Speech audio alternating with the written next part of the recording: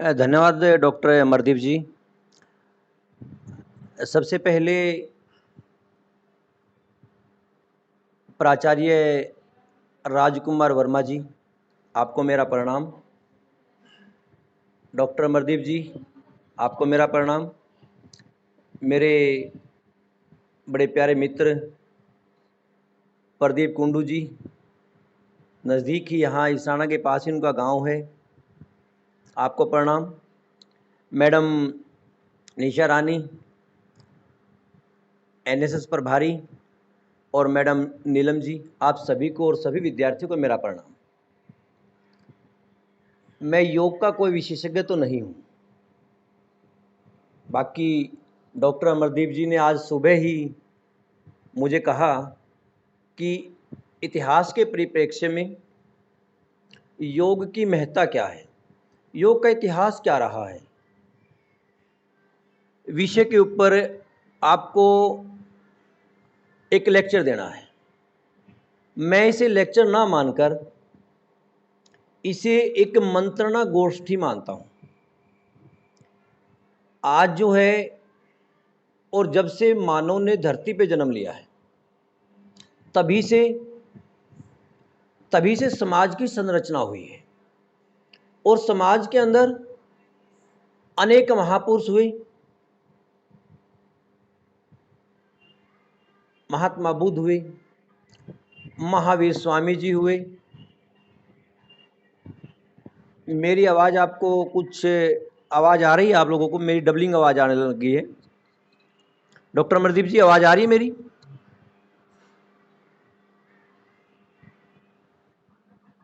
ठीक ठीक है, ठीक है, ठीक है, ठीक है, थैंक यू, थैंक यू। तो महात्मा बुद्ध, महावीर स्वामी इस भारत की धरती पे जिन्होंने जन्म लिया है, यहीं पर सम्राट अशोक हुए, यहीं पर चंद्रगुप्त मौर्य हुए, यहीं पर जो है कहानियां सुनाई जाती है राम सीता की, यहीं पर जो है ऋषि मुनियों की कहानी सुनाई जाती है। आधुनिक काल में यहीं पर जो है doctor B.R. Ambedkar, sir Chhotu Ram, Baba Ramdev ji, अनेक महापुरुषों ने इस भारत की धरती के ऊपर जन्म लिया है। प्राचीन काल में ये भारत देश जो है सिंधु घाटी सभ्यता से पहले जब प्रकाश में आई, उससे पहले हमारा जो इतिहास जो था वो आर्यन सभ्यता, वैदिक सभ्यता से प्रारंभ होता था। वैदिक सभ्यता का जब नाम आता है, स्वामी दयानंद ने कहा कि वेदों की तरफ लौटो। उन्होंने कहा था कि उस संस्कृति की तरफ लौटो जो मंदिरवाद, पाखंडवाद की बजाय खुले में यज्ञ हवन और ऋग्वेदिक काल, जिस काल के अंदर समानता, स्वतंत्रता और बंधुता की बात आती है, महिलाओं की स्वतंत्रता की बात आती है, पर्यावरण को संरक्षित रखने की बात आती है, और किस प्रकार से जो खुले में यज्ञ हवन करके महिलाओं को पूर्ण सम्मान देकर और क्रम प्रधानता की बात आती है। तो इतिहास, भारत का इतिहास बड़ा गौरवशाली रहा है। इसमें चाहे आज से लगभग 5000 साल पहले सिंधु घाटी सभ्यता रही हो, चाहे इसके अंदर जो है हमारी जो है ऋग्वैदिक सभ्यता रही हो। योग की जहां तक बात आती है, योग एक जीवन पद्धति है। शरीर, मस्तिष्क, शरीर को, मन को, शरीर को स्वस्थ रखने की एक विधि है। इसका प्रारंभ जो भारत में जो कहते हैं, वैसे तो ऋषि मुनियों के समय में कहते कि योग विधि चली आ रही है, भारत में जो आयुर्वेद चला रहा है। लेकिन अगर हम हिस्टोरिकल हिसाब से जो इतिहास का जिसमें मोटे रूप से सहमत है, इतिहास का जो मोटे रूप से सहमत है, उस बात में पतंजलि मुनि का जिक्र आता है। इनके बारे में कहा जाता है, देखो कुछ बातें इतिहास में हम क्लियर कहते हैं कि भारत 15 अगस्त 1947 को जो आज़ाद हुआ, भारत में जो नहीं अपितु विश्व के अंदर प्रथम योग दिवस 1915 को, जो 21 जून 1915 को मनाया गया, ये हमारे सामने प्रत्यक्ष है। कुछ बातें होती हैं इतिहास के अंदर जो इतिहास में कहा जाता है कि ऐसा रहा होगा, ऐसा हुआ होगा, जो हमारे सामने बिल्कुल क्लियर नहीं है। तो इतिहास के विद्यार्थी होने के नाते और इतिहासकारों की जो अपनी अपनी जो थ्योरी है उसके अनुसार कहते हैं कि पतंजलि मुनि जो थे उन्हें योग का संस्थापक माना जाता है, उन्हें आयुर्वेद का संस्थापक माना जाता है और इनका जन्म कहते कश्मीर में हुआ था, ऐसा इतिहासकारों का एक बड़ा धड़ा मानता है।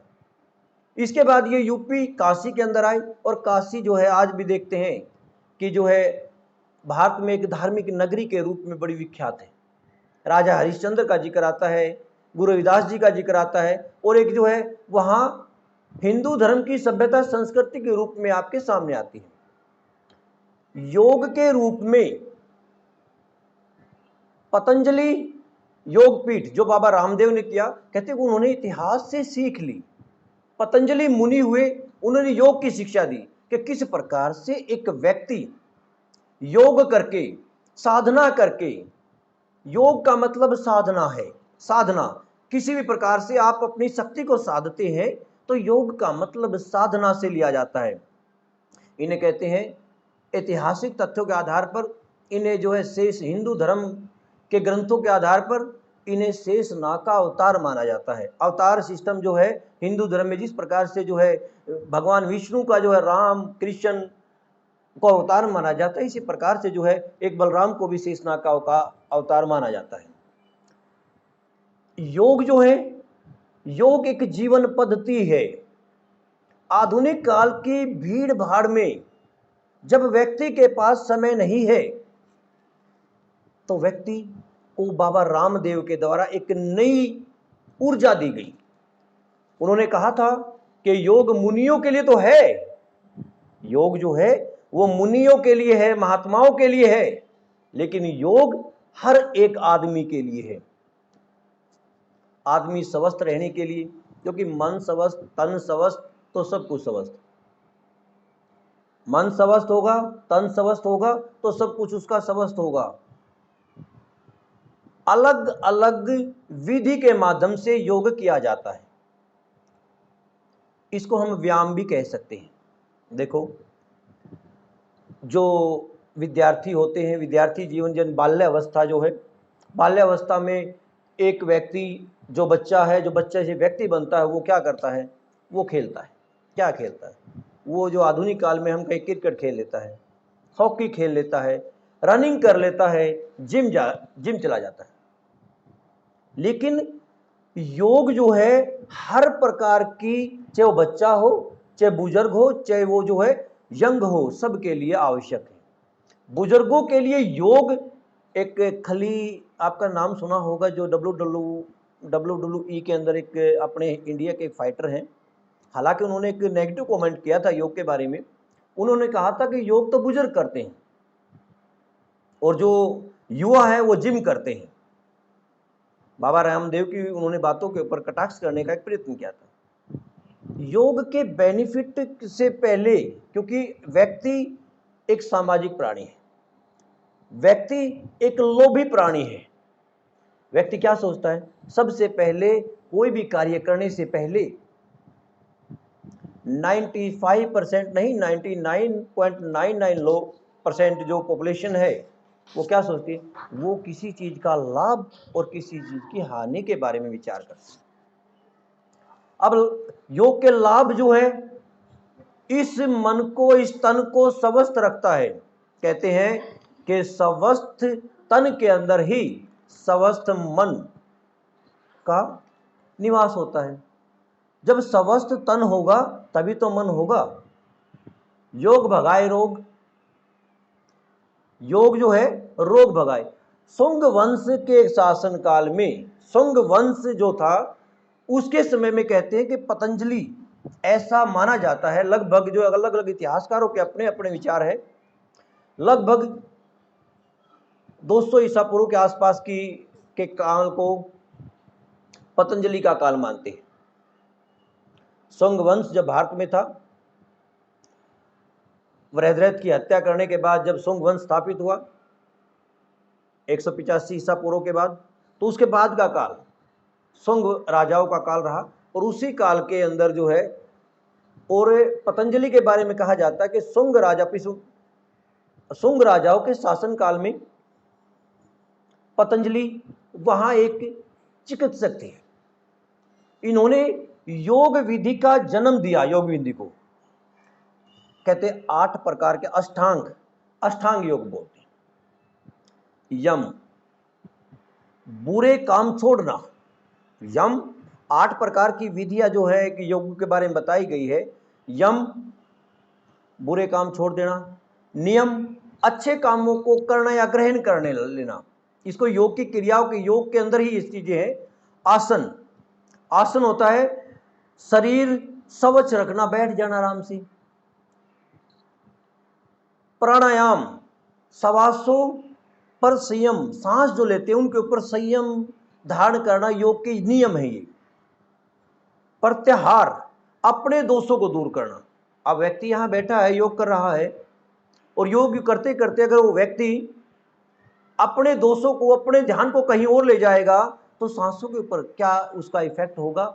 उसके लिए कहा गया है कि अपने दोषों को दूर करना, धारण करना, अच्छे विचारों को धारण करना, और जो है ध्यान देना। अब ध्यान लगाना है।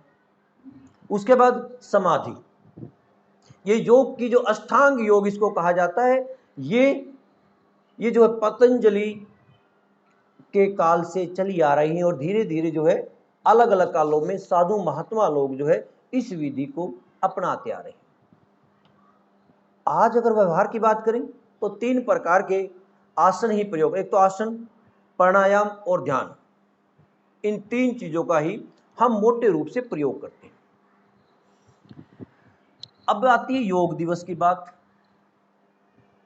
योग दिवस 27 सितंबर 2014 को भारत के प्रधानमंत्री श्री नरेंद्र मोदी जी द्वारा यूएनओ में, क्योंकि अब ये जरूरत क्यों पड़ी, सबसे पहली बात आती है कि ऐसी क्या आवश्यकता पड़ी कि जो है योग आज पूरा का पूरा विश्व जो इस कोरोना महामारी के दौर में योग की कल्पना कर रहा है कि योग किया जाए, योग भगाए रोग तन। और गुरु रविदास जी ने कहा था, मन चंगा कठौती में गंगा। वो सभी बातें यहीं से आती है। अब मन चंगा कब होगा? शरीर चंगा होगा तो मन चंगा हो जाएगा, और मन चंगा होगा शरीर चंगा हो जाएगा। अलग अलग महापुरुषों ने बताने का प्रयत्न किया है। 2015 में पहली बार अंतर्राष्ट्रीय योग दिवस मनाया गया। पहली बार ऐसी घटना है कि योग को 21 जून को अंतर्राष्ट्रीय योग दिवस 2015 में जब घोषित किया गया, मात्र 90 दिन के अंदर यूएनओ में पास हो गया, फुल बहुमत से हो गया। अमेरिका, इंग्लैंड, फ्रांस, ये जितने विकसित देश है, सभी देशों ने इस बात को स्वीकार किया कि जरूरत है योग की। ऐसा जो है माननीय प्रधानमंत्री नरेंद्र मोदी जी ने क्या कहा था? उन्होंने कहा था कि जिस प्रकार से बीमारियां बढ़ रही हैं, जिस प्रकार से व्यक्ति तनाव में आ रहा है, जिस प्रकार से आत्महत्या, और जिस प्रकार से जो है ये जो आपस में जो लोग जो है एक दूसरे से दूर होते जा रहे हैं, उसको निकट लाने का, बीमारियों से दूर होने का, भागदौड़ भरी जिंदगी से कुछ पल चैन के और वो अपने शरीर के लिए हासिल करने का एकमात्र माध्यम है, जिसको हमारे ऋषि महात्मा प्राचीन काल से, प्राचीन भारतीय इतिहास में इस परंपरा को करते आए हैं, और वो स्वस्थ रहते थे। स्वस्थ रहने का एक कारण ये भी था, उसके साथ साथ पोल्यूशन का ना होना, और जो है एक जो है सामाजिक बंधन, एक परिवार के रूप में बुजुर्गों के पास बैठना, ये भी बड़ा कारण था। ये कारण आज जो है दूर होता जा रहा है कि परिवार के जो आपस में बैठ के, बुजुर्गों के पास बैठ के हम विचार नहीं कर रहे। ये भी एक बीमारी का, तनाव में आने का एक प्रमुख कारण है, और इस तनाव से दूर करने का एक प्रमुख कारण है योग। एक प्रमुख हथियार है योग। योग के साथ साथ ये भी एक योग है कि हम अपने परिवार में बैठकर बातें करें, और बातें करते करते हंसी मखौल मटोटे ना करके मटोटों की बजाय क्या करें, हम प्यार करें, आपस में बात करें। अब आता है कि भाई चलो ठीक है, योग दिवस मना लिया गया, बड़ी धूमधाम से मनाया गया। योग का रिजल्ट क्या रहा? योग का रिजल्ट ये रहा कि दुनिया के अंदर व्यक्ति घर में बैठ के भी कपालभाति करने लग रहा है। गुरु रामदेव के द्वारा जो है एक नई परंपरा को जन्म दिया गया कि कपालभाति अनुलोम विलोम। आप आज पार्कों में जाओ, इस प्रकार कहा जाता है कि शिक्षा ग्रहण करनी है तो लंबी लंबी लाइनें जो है लाइब्रेरी की तरफ लगा दो। अगर कोई विद्यार्थी, अगर कोई आपका बच्चा नहीं पढ़ता हो, कोई विद्यार्थी, तो बेटा अभी कोरोना काल के बाद एक बार एमडीयू की लाइब्रेरी के अंदर, एमडीयू की जो लाइब्रेरी है, महर्षि दयानंद विश्वविद्यालय की लाइब्रेरी, कुरुक्षेत्र विश्वविद्यालय की लाइब्रेरी, पंजाब विश्वविद्यालय की लाइब्रेरी, दिल्ली के अंदर अलग अलग लाइब्रेरी है, त्रिमूर्ति लाइब्रेरी, उनके अंदर एक बार जाकर एक बार विजिट करके जरूर देखना या सलाह देना, आपको जो है पढ़ाई का महत्व पता लग जाएगा। इसी प्रकार से योग के महत्व के बारे में पता लगाना है तो आप जो है सुबह पार्कों में जाइए और वहाँ देखिएगा हमारे बुजुर्ग जो है, युवा पीढ़ी जो है, बुजुर्ग योग कर रहे हैं। अब फिलहाल तो नहीं मिलेंगे, कम मिलेंगे, आप घर की छतों के ऊपर देख लेना। क्यों कर रहे हैं? इसके लिए इतिहास, जब बाबा रामदेव जी ने बताने का प्रयत्न किया कि इतिहास में मुनियों के द्वारा, अनेक साधु संतों के द्वारा योग किया गया और वो स्वस्थ थे और लंबे समय तक उन्होंने स्वास्थ्य लाभ लिया, तो एक मैसेज देने का प्रयत्न किया। 2015 से लेकर आज तक अलग अलग समय पर अलग अलग थीमें जो है डिसाइड की गई। 2015 में सद्भावना और शांति के लिए योग की बात की गई, जो धार्मिक आधार पर, जातीय आधार पर, धर्म के आधार पर जो धार्मिक संकीर्णता, कट्टरवाद बढ़ रही है, आज भी बढ़ रहा है, उसको दूर करने की जरूरत है। कहते पहला जो था 2015 में सद्भावना और शांति के लिए योग की बात आई। 2016 के अंदर युवाओं के लिए योग, ये कहा गया कि योग जो है युवाओं के लिए है, ये बताने का प्रयत्न किया बार बार। जो 2017 में स्वास्थ्य के लिए योग, स्वास्थ्य के लिए योग के बारे में बात की गई। 2018 में फिर कहा कि शांति के लिए योग किया जाए। शांति कौन सी? मानसिक शांति। जब मन शांत रहेगा, शरीर ठीक रहेगा, शरीर ठीक रहेगा, मन शांत रहेगा, तो परिवार के साथ बंदा संबंध ठीक रखेगा, मित्रों के साथ संबंध ठीक रखेगा, वो खुद ठीक रहेगा ना, तो बीमारियों की उसमें नहीं जाएगा, डॉक्टरों के पास उसको जाना नहीं होगा। 2018 में शांति के लिए, 2019 में योगा फॉर हार्ट, दिल के लिए, जो दिनों दिन बीमारियां बढ़ती जा रही हैं, हार्ट की प्रॉब्लम, हालांकि इसके लिए पेस्टिसाइड आवश्यक जरूरी है, जो प्रयोग कर रहे हैं वो सबसे घातक है, तनाव घातक है। जिस प्रकार से अंधाधुंध पेड़ों का काटा जा रहा है और जो है पर्यावरण दूषित हो रहा है, नदियों को जो है हमने खराब कर दिया, प्रदूषण बढ़ता जा रहा है, जिस प्रकार से जो वनों को काटा जा रहा है, जिस प्रकार से जो है ये हम जगह जगह देखते हैं कि जो है बड़ी बड़ी फैक्ट्रियों में जितना केमिकल बहाया जा रहा है और जितना धुआं निकल रहा है, ये सभी तो उसके लिए जिम्मेदार है।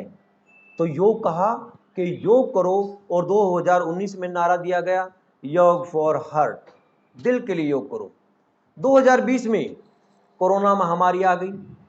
अब कोरोना महामारी के दौर में एट प्रेजेंट की बात करो, एक बात बार बार कही जा रही है, बार बार इस बात का प्रचार हो रहा है। डॉक्टर जो आते हैं, आप टीवी चैनलों पे देख लो, टीवी चैनल क्या कहते हैं, एक्सपर्ट आते हैं, एक ही बात कहते हैं, भाई कोरोना तो है ना, मैं हरियाणवी में बता दूँ, कोरोना तो वो बच जाएगा जिसकी ना इम्यूनिटी सिस्टम बढ़िया होगी, यानी इम्यून सिस्टम अच्छा होगा, रोग प्रतिरोधक क्षमता अच्छी होगी, वो आदमी बच जाएगा, लड़ पाएगा।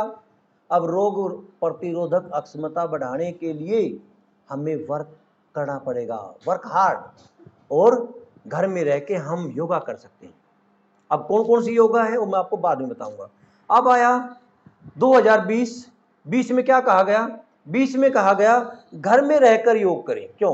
क्योंकि बेटा लॉकडाउन लगा हुआ था, चारों तरफ जो है एक ही आलम था, आज भी है कि कोरोना आ गया, आया कोरोना, आया कोरोना। मैं कहूँगा कि जो है सावधानी बरतें, जीवन बड़ा अनमोल है।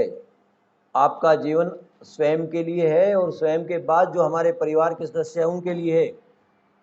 सावधानी बरते, स्वयं सेफ रहे, दूसरों को भी सेफ करें। ये महामारी है, इसमें मानसिक रूप से स्ट्रोंग रहे और योगा करें, घर में रहकर योग करें। ये 2020 की थीम थी। 2021 अब योग दिवस आ रहा है, इसमें क्या कहा? स्वास्थ्य के लिए योग करें, स्वास्थ्य के लिए योग करें। अब भाई स्वास्थ्य के लिए योग तो कराएंगे, ठीक है, क्यों? क्योंकि देख लिया ऑक्सीजन की किल्लत थी, हमने देख लिया, देखो उसके लिए इतनी बड़ी तादाद में मरीज आने लगे, चारों तरफ डर का माहौल है और केस इतने हद से ज्यादा आ गए। भारत में जो है सेकंड लहर, लाखों व्यक्ति मारे गए, लाखों व्यक्ति मारे गए हैं। सरकारी, संस्थागत और व्यक्तिगत प्रयास, इनके कारण हालात जो है धीरे धीरे सामान्य हो रही हैं। हमारे डॉक्टर्स, बुद्धिजीवी, इनके प्रयत्न इस महामारी से लड़ने में और विश्वव्यापी जो भाईचारा जो बना है उसके कारण जो है ये महामारी धीरे धीरे घट रही है, लेकिन खत्म नहीं हुई है। उसके लिए कहा गया स्वास्थ्य के लिए योग करें, योग करें भाई स्वस्थ रहने के लिए। देखो अलग अलग समय पर अलग अलग थीम का मतलब क्या है? घाघर में सागर भरना, एक बात को बता देना, उसको जो है वो हमारे ध्यान को खींचती है, माइंड को खींचती है और हम सोचने पे मजबूर हो जाते हैं। कोविड-19 नाम क्यों दिया गया? जब भी बात आती है कोविड-19, एक शब्द दिया गया, कोरोना एक शब्द दिया गया कि जिसकी महामारी की जो हमने रेट देखी और रेट देख के जो है हमने देखा कि किस प्रकार महामारी बढ़ रही, तो ये थीम दी गई। 2015 से लेकर 2021 तक, आज तक अलग अलग समय पर अलग अलग थीमें दी गई। ये हिस्टोरिकल हिसाब बन चुका है, लेकिन ये थीम याद रहेंगी आने वाली पीढ़ी को और जो शिक्षा देंगी कि किस प्रकार से हम योग करें। अब योग जो है मानसिक और शारीरिक संतुलन बनाता है, आध्यात्मवाद पैदा करता है। योग एक विज्ञान है। कौन सा विज्ञान है? ये विज्ञान है शरीर को साफ सुथरा करने का विज्ञान है। अब भाई योग में कई क्रिया भी आ जाती हैं। एक तो प्राणायाम आ जाता है। प्राणायाम में आपको देखा होगा कपालभाति, भामरी, अनुलोम विलोम और जो है भस्त्रिका है काफ़ी। हालांकि मैं 3 ही 4 करता हूँ। ये इसका एक बेनिफिट जरूर रहता है, इससे माइंड सही रहता है। आप जो है कम समय में कम हार्ड वर्क करते हुए आप जो है अपने शरीर का ध्यान रख सकते हैं और दूसरी कार्यों के लिए आप ऊर्जा को इकट्ठी कर सकते हैं। कपालभाति, कपालभाति सीखने के लिए सबसे पहले रामदेव का जो है आपको देखना आराम चाहिए। मैं सिंपल ही बात कहूँगा, मैंने उनकी बातें सुनी। कपालभाति के बेनिफिट क्या है आप करके देख लेना। हमारे जो लंग्स है, लंग्स जो आजकल बहुत गुर्दे बोल देते हैं हम, गुर्दे जो है वो बड़ी संख्या में लोगों के खराब हुए। आप जो कपालभाति करते हो धीरे धीरे, इसकी विधि भी है कि जो है सांस से धीरे धीरे लिया जाए और धीरे धीरे छोड़ा जाए। जितनी स्पीड ज्यादा देने की वो भस्त्रिका होती है। इससे होता क्या है? इससे हमारे जो श्वास तंत्र, सांस लेने से जो है हमारा शरीर जो है स्वस्थ हो जाता है। अनुलोम विलोम, अनुलोम विलोम और कपालभाति दोनों का मिलन है। मैंने बाबा रामदेव को एक वीडियो उनकी देखी इसी के संदर्भ में। आप कपालभाति कर रहे हो, आपका पेट ठीक हो जाएगा। जब पेट ठीक होगा तो भाई सब कुछ ठीक हो जाएगा, सांस भी आपकी सही रहेगा। बाबा रामदेव की जब आप देखोगे इन दोनों को, भाई क्या संबंध है, कहते हैं जितनी देर के लिए आपने जो है कपालभाति की उतनी देर के लिए अनुलोम विलोम करते हैं। एक नाक से सांस लिया है, दूसरे से छोड़ते हैं आराम धीरे धीरे। ये विधि आपको जो है श्वास तंत्र की बीमारियों से आपको दूरी बनाए रखने में आपके शरीर को सहयोग करती है। एक आ गया जो है भामरी, ये यहाँ लगा के और जो इस प्रकार से जो सीधा बैठ के कमर का बंद आपका बिल्कुल क्लियर होता है और आप धीरे धीरे छोड़ते हैं, इसको छोड़ते हैं ना, इससे क्या होता है आपका मस्तिष्क, आपकी श्रवण शक्ति और आप में जो है एक दृढ़ इच्छा शक्ति आती है। भस्त्रिका जल्दी जल्दी सांस छोड़ते हैं, इससे जो रुकावट पैदा, बेटा ये चारों जो सिस्टम और जो मेरे साथियों मित्रों, जो ये बातें जो चार जो सिस्टम है, प्राणायाम जो है, ये कोई भी व्यक्ति जिनको कोरोना हुआ करके देख लो, या कोई बीमार है करके देख लो ना, तो इनमें जो हार्ड वर्क लगता है, लेकिन शरीर और मन में एक शरीर के अंदर एक ऊर्जा मिलती है और मन हमारा जो है हल्का हो जाता है। कुछ योगासन भी आते हैं, योगासनों की संख्या बहुत ज़्यादा, मैं वो प्रदीप कुंडू जी मेरे भाई हैं जो बताएंगे यहाँ योग, क्योंकि मैं योग का एक्सपर्ट नहीं हूँ। हाँ, कुछ योग हैं जो विद्यार्थियों को करने चाहिए। भुजंगासन, एक ताड़ासन, ये ऊपर को हम हाथ पकड़े खींचते हैं सीधा, जो पंजों के ताड़ खड़े होते हैं, इसको ताड़ासन बोलते हैं। ताड़ासन का बेनिफिट ये है कि जैस्मिन आप बेटा प्लीज थोड़ी देर के जाओ, वहां जाओ, आप ड्रेस नहीं पहन रखी, आप ड्रेस पहन के जाओ, बाकी जाओ। तो अब क्या है, ताड़ासन हाइट बढ़ाने के लिए आवश्यक है, तो विद्यार्थियों को ये ताड़ासन जरूर करना चाहिए। एक है सर्पासन, सांपासन, वो सीधा लेट का आगे सीधा हाथा नर पैरों को पीछे खींचते, हाथों को आगे इस प्रकार से खींचते, वो क्या है रीढ़ की हड्डी को मजबूत करता है। ताड़ासन, एक पद्मासन, सर्पासन, भुजंगासन। ज़्यादा नहीं तो धीरे धीरे थोड़े थोड़े आसन जो है, ये आसन यूट्यूब पे आपको बहुत बेटर तरीके से मिल सकते हैं और आप इसको देख सकते। इनके लाभ क्या है, इनके लाभ है कि व्यक्ति के शरीर को जो है स्ट्रांग बनाते हैं, बीमारियों से दूर भगाती है, क्योंकि लाभ नहीं देखोगे तब तक कुछ नहीं होगा। आदमी का हाथ, पैर, पूरा शरीर, हमारे गुर्दे, हमारा पेट, हमारा हार्ट, हमारी आंखें, हमारा बोलना। एक बात और सिंपल बताता हूं, मेरे को एक बात ध्यान आ गई, अगर कोई हकलाता हो तो मैंने कई अलग अलग लोगों के इंटरव्यूज देखे, इसमें कहते हैं कि जो ओम का उच्चारण, कोई इसको धर्म से ना ले, ओम का उच्चारण का एक बेनिफिट है कि हकलाना तुतलाना, ये काफ़ी हद तक जो है उसको रिलैक्स मिल सकता है, क्योंकि ये एक लंबी क्रिया है, वो पूरा लंबा खींचते हैं, इससे पूरा का पूरा जो शरीर, तो हमारा जो पूरा का जो है हकलाना और तुतलाना काफ़ी हद तक ठीक हो सकता है। अब आता है क्या, कुछ मैं योगाचार्यों के बारे में आपको जरूर बताऊंगा।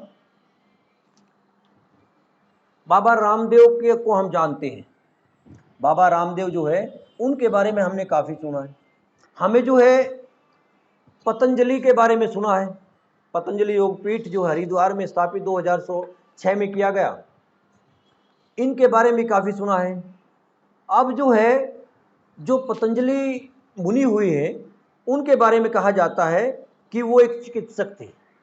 उन्होंने धातु योग और लौह शास्त्र, जो आजकल जो ये धातु स्वर्ण भस्म, लौह भस्म, अभ्रक भस्म, ये जो आती है अभ्रक भस्म के बारे में भी उनको ही इसका जनक माना जाता है।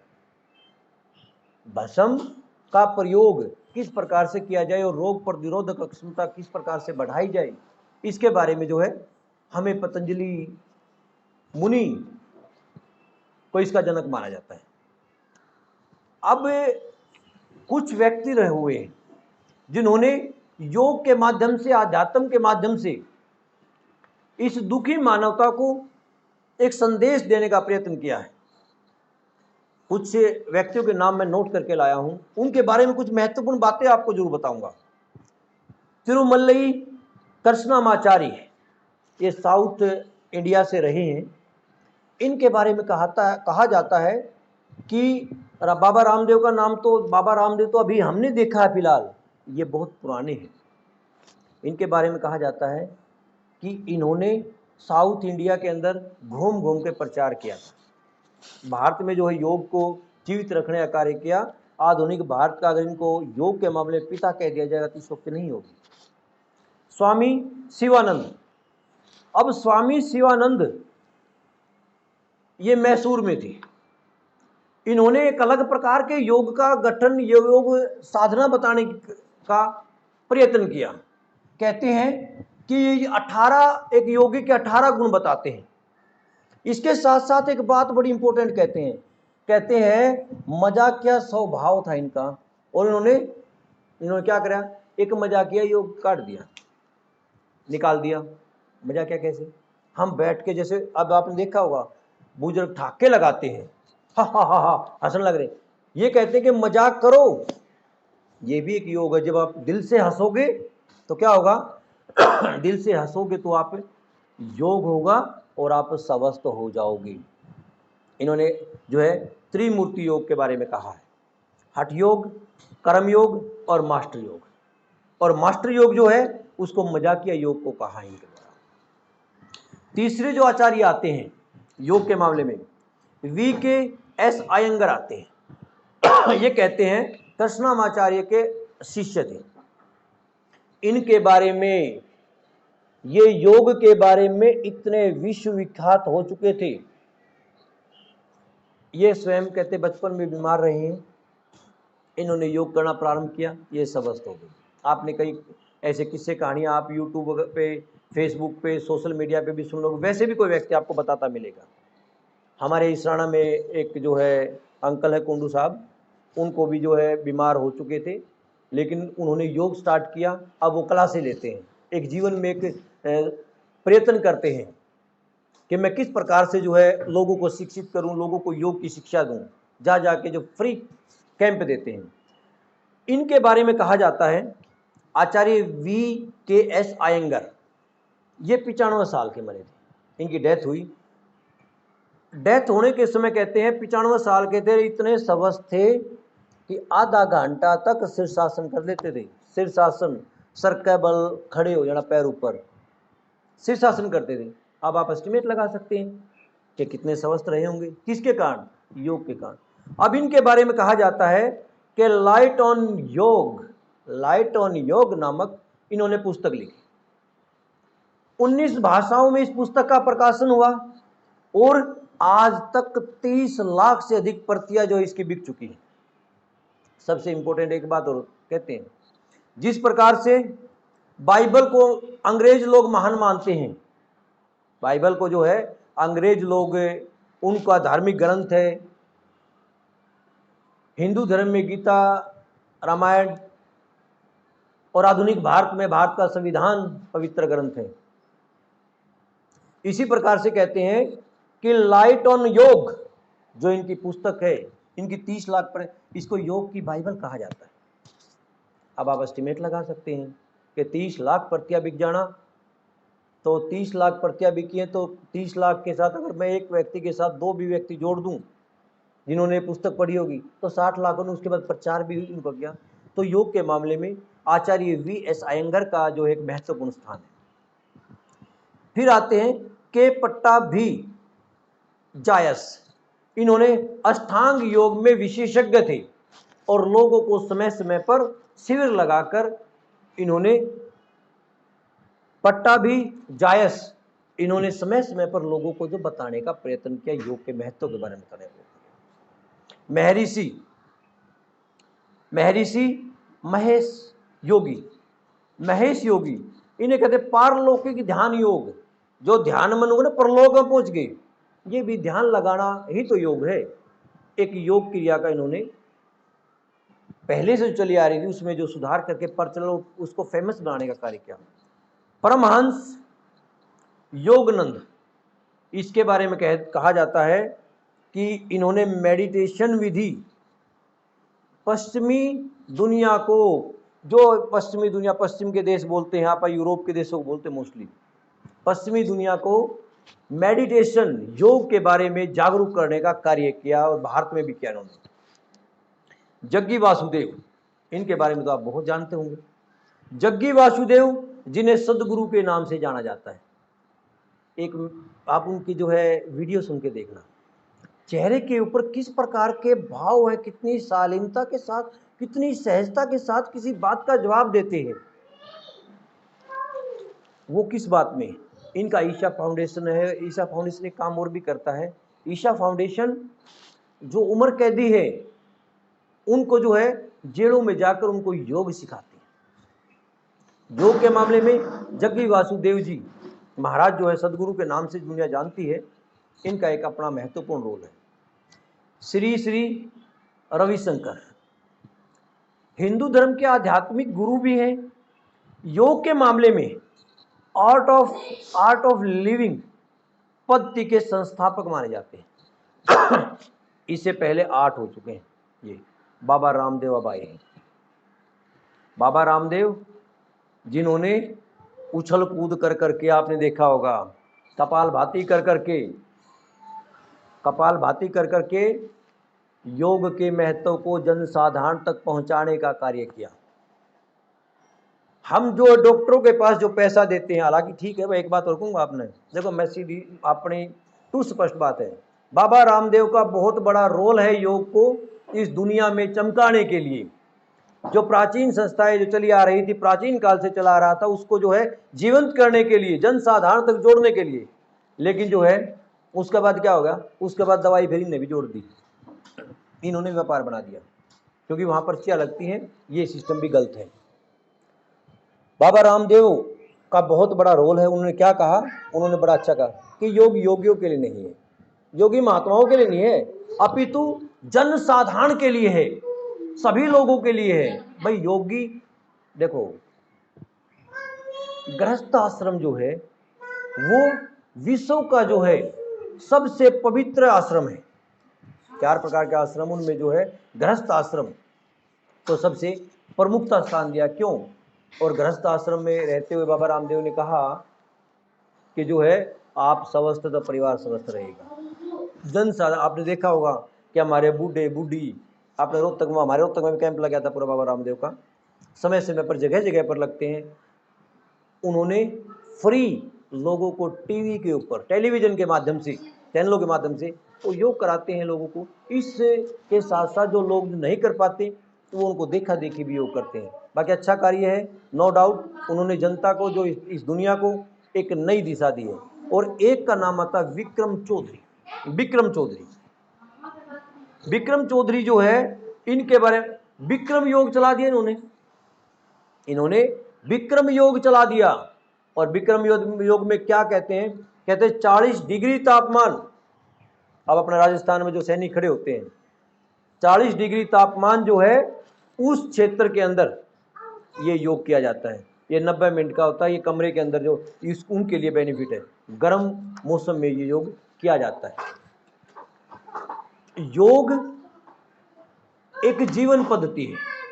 योग निरोगी काया के लिए, रोगों को भगाने के लिए आवश्यक है। इसका हिस्टोरिकल जो महत्व रहा वो बड़ा महत्वपूर्ण है। और जो है इस समय हमें मिलजुल कर ये प्रयत्न करने चाहिए कि हम स्वयं योग करें, दूसरे लोगों को प्रोत्साहित करें। इसके साथ मैं एक बात और जोड़ना चाहूँगा कि हम स्वयं पौधा लगाएं, दूसरे लोगों को भी पौधा लगाने के लिए मोटिवेट करें।